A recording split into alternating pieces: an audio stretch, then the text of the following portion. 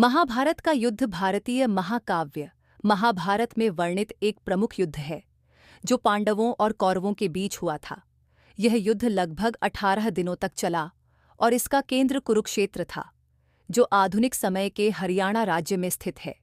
यह युद्ध केवल दो राज परिवारों के बीच नहीं था, बल्कि यह धर्म और अधर्म के बीच संघर्ष के रूप में भी देखा जाता है। इसके कारण, परिणाम और इसके पात्रों की भूमिकाएं कई पीढ़ियों तक भारतीय संस्कृति और इतिहास को प्रभावित करती रहीं। आइए इस युद्ध के प्रमुख पहलुओं पर एक नज़र डालते हैं। युद्ध के कारण। महाभारत का युद्ध मुख्य रूप से सत्ता संघर्ष के कारण हुआ। हस्तिनापुर के सिंहासन पर पांडवों और कौरवों का अधिकार था। पांडव 5 भाई थे: युधिष्ठिर, भीम, अर्जुन, नकुल और सहदेव, जबकि कौरव 100 भाई थे, जिनमें दुर्योधन प्रमुख था। कहानी की शुरुआत तब होती है जब धृतराष्ट्र, जो अंधे थे, अपने छोटे भाई पांडु के बाद हस्तिनापुर के राजा बने। धृतराष्ट्र के बेटे दुर्योधन हस्तिनापुर का राज्य चाहते थे, जबकि पांडव धर्म के अनुसार राज्य पर अधिकार रखते थे। इस सत्ता संघर्ष ने उन्हें एक दूसरे के विरुद्ध खड़ा कर दिया। जब पांडवों को हस्तिनापुर के आधे राज्य के बजाय सिर्फ 12 वर्षों का वनवास और 1 साल का अज्ञातवास मिला, यह संघर्ष और तीव्र हो गया। दुर्योधन ने पांडवों को उनका राज्य देने से इनकार कर दिया और अंततः युद्ध की स्थिति उत्पन्न हो गई। युद्ध की शुरुआत। महाभारत का युद्ध कुरुक्षेत्र के मैदान में हुआ। युद्ध में लगभग सभी प्रमुख भारतीय राज्य शामिल हुए थे। पांडवों की ओर से कृष्ण प्रमुख मार्गदर्शक और रणनीतिकार थे, जबकि कौरवों की ओर से भीष्म, द्रोणाचार्य, कर्ण और शकुनि प्रमुख योद्धा थे। युद्ध की शुरुआत तब हुई जब दुर्योधन ने पांडवों को उनका हिस्सा देने से इनकार कर दिया और कृष्ण ने पांडवों की ओर से युद्ध करने का निर्णय लिया। युद्ध की घटनाएं। पहला दिन। युद्ध की शुरुआत बड़े उत्साह से हुई। कौरवों की सेना में भीष्म पितामह को सेनापति बनाया गया था। उन्होंने पांडवों की सेना पर पहला आक्रमण किया। पहले दिन का युद्ध निर्दिष्ट रूप से कौरवों के पक्ष में रहा। 5वां दिन। युद्ध भीषण रूप ले चुका था। दोनों पक्षों के कई योद्धा मारे जा चुके थे। दुर्योधन, भीष्म और द्रोणाचार्य ने पांडवों को भारी क्षति पहुंचाई, लेकिन अर्जुन और भीम ने भी कौरव सेना को कड़ा जवाब दिया। 9वां दिन। युद्ध के 9वें दिन भीष्म पितामह की अजेयता से परेशान होकर पांडवों ने उनकी मृत्यु की योजना बनाई। कृष्ण ने पांडवों को भीष्म को हराने की युक्ति बताई। उनके अनुसार भीष्म केवल तभी अपनी अस्त्र शस्त्र त्यागेंगे जब उनके सामने कोई महिला होगी। 10वां दिन। युद्ध के 10वें दिन भीष्म पितामह ने शिखंडी को युद्ध के मैदान में देखा और अपने शस्त्र त्याग दिए, क्योंकि शिखंडी को वे एक महिला का रूप मानते थे। अर्जुन ने इसी मौके का फायदा उठाकर भीष्म पर बाणों की वर्षा कर दी और उन्हें धराशायी कर दिया। 11वां से 15वां दिन।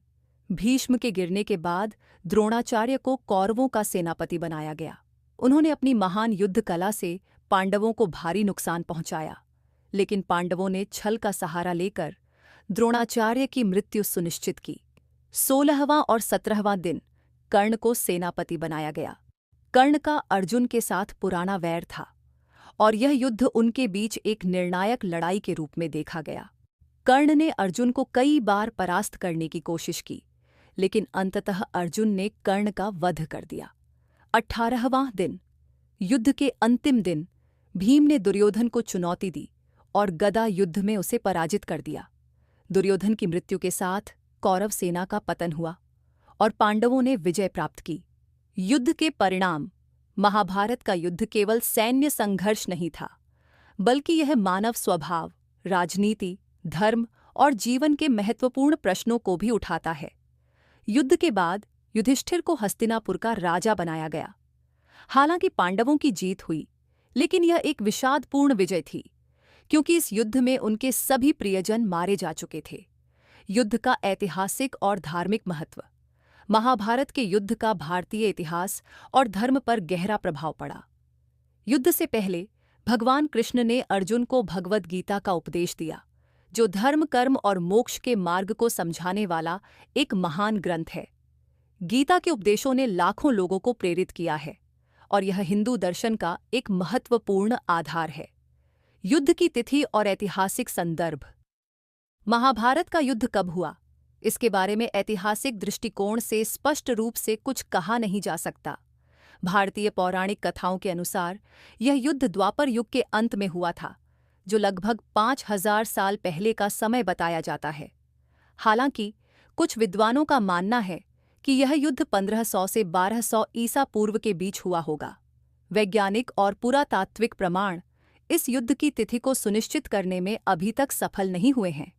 निष्कर्ष: महाभारत का युद्ध न केवल एक महाकाव्य है, बल्कि यह मानव जीवन के मूल्यों, धर्म और समाज के बारे में गहन प्रश्न उठाता है।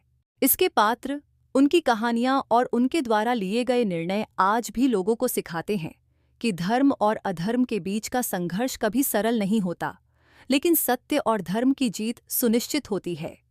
महाभारत की कहानी मुख्य रूप से पांडवों और कौरवों के बीच के सत्ता संघर्ष की कथा है। यह दो भाइयों पांडु और धृतराष्ट्र के पुत्रों के बीच की दुश्मनी से शुरू होती है। धृतराष्ट्र के 100 पुत्र कौरव कहलाते हैं, जिनमें दुर्योधन प्रमुख था, जबकि पांडु के 5 पुत्र पांडव कहलाते हैं: युधिष्ठिर, भीम, अर्जुन, नकुल और सहदेव।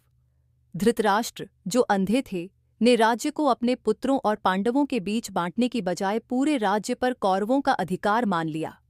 इससे दुर्योधन और पांडवों के बीच संघर्ष पैदा हुआ।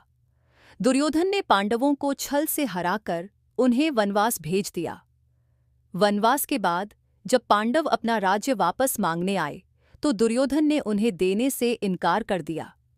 आखिरकार कुरुक्षेत्र में एक महान युद्ध हुआ, जिसे महाभारत के युद्ध के रूप में जाना जाता है। भगवान कृष्ण ने अर्जुन को युद्ध के पहले भगवद गीता का उपदेश दिया, जिसमें धर्म और कर्म के सिद्धांत थे। युद्ध 18 दिन तक चला, जिसमें कौरवों की पूरी सेना नष्ट हो गई और पांडवों ने विजय प्राप्त की। हालांकि पांडवों की जीत हुई, लेकिन इस युद्ध में उनके कई प्रियजन मारे गए, जिससे यह एक त्रासदीपूर्ण विजय थी। अंत में युधिष्ठिर को हस्तिनापुर का राजा बनाया गया और उन्होंने धर्म के अनुसार राज्य किया।